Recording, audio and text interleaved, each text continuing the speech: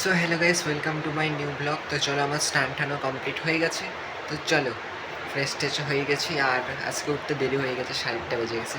তো যাক, কালকে তো অনেক মজা আসছে বার্থডেতে। তো চলো, এখন হচ্ছে সবার আগে চা খাইনি।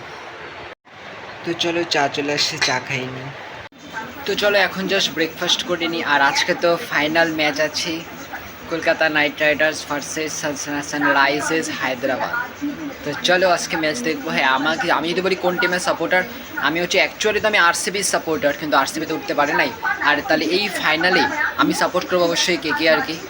তো চলো, এখন দেখি কেকেআর আলটিমেটলি জিততে পারে কি না। কেকেআরের ব্যাটিং বল দুটোই ভালো আছে। তো চলো একবার ম্যাচ দেখবো। তো চলো, এখন সবার আগে ব্রেকফাস্ট করে নিই। আজকে ব্রেকফাস্ট হচ্ছে মুড়ি আর পায়েস। তো গাইস, তো চলো যাচ্ছি। আর জ্যাম্বোর জন্য আমি আইসক্রিম নিতে যাচ্ছি। একবারে আইসক্রিম নিয়ে জ্যাম্বো ওখানে যাবো, যেহেতু জ্যাম্বোকে সুগার ফ্রি খায়। আর কালকে তো আনতে পারিনি, 2-3 বছর ধরে তাই জ্যাম্বোকে একই কথাই বলতেছিলাম, ওই জন্য যাই। আর বাইরে যা রোদ, ওই জন্য ছাতা নিয়ে যাচ্ছি। কি রোদ বাইরে। সো ফাইনালি আইসক্রিমও নিয়ে নিচ্ছি জ্যাম্বোর জন্য। তো চলো এখন আগে যাই, আইসক্রিমটাও দিই আর সাইকেলটাও নিতে লাগবে। তো চলো এখন যাই, চলেই আসছি। তো চলো। সো তো গাইস, বাড়িতে আসে না আমি একবার স্নান করে নিয়েছি, মানে ওই যে কুয়ার জলে। আর অনেক বেশি মজা আসছে। আগের দিন তো আমি আর একটা বন্ধুও স্নান করছিলাম বাইরে কুয়াতেই। কারণ কি, ট্যাঙ্কির জন্য অনেক গরম, তো ওর জন্য বাইরেই করি। তো চলো, আজকে তো ম্যাচে সেই মজা আসবে, কিন্তু গরমটাই অনেক বেশি। কালকে থেকে তো বললো মানে গরমটা কমবে, বৃষ্টি বৃষ্টি হবে, জানি না এখন কী হয়, দেখা যাক। কালকেরটা তো কালকে, এখন আজকেরটা তো এরকম প্রবলেম। তো চলো এখন হচ্ছে লাঞ্চ করে নিই। তো আজকে লাঞ্চে হচ্ছে ভাত, ঢেঁকি শাক আর হচ্ছে মাছ। সো তো গাইস, এখন একটু জাস্ট বন্ধুর সাথে বাইরে যাচ্ছি। ওরা বলে কোথায় যাবে, তো দেখি কোথায় যায়। তো চলো একটু বন্ধুর সাথে মানে গল্প করতেই যাচ্ছি।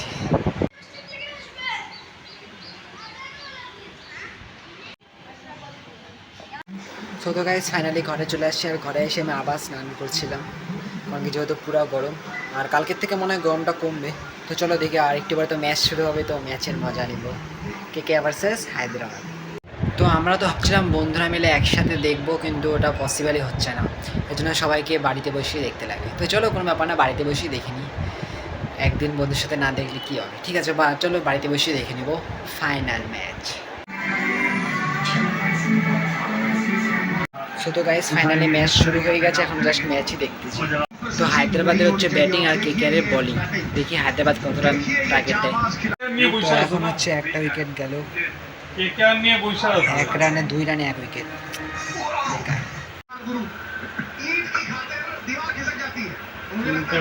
আমার তো মনে হচ্ছে কেকেআরই জিতবে। এখন দেখি, ফুল ম্যাচ দেখলেই বুঝে যাবে কে জিতবে অ্যাকচুয়ালি। মনে হচ্ছে কেকেআর। তো এখন খাচ্ছি হচ্ছে জাস্ট পায়েস। রাহুল ত্রিপাঠীও গেল এখন 12 বলে 9 রান করেছি। 3 উইকেট চলে গেল 21 রানে। আমি চাই কেকেআরই জিতুক, কিন্তু তাও মানে টক্কর হলে বেশি ভালো লাগে। যাক, দেখি এখন।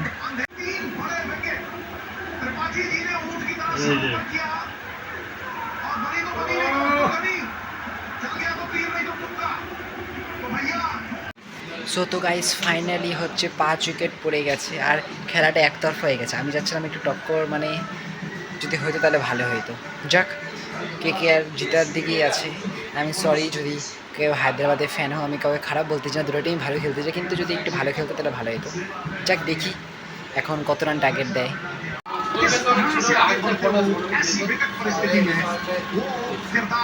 গাইস, 96তে 8 উইকেট চলে গেছে। খেলাটা একতরফাই হয়ে গেছে। এখন দেখি কত রান করে।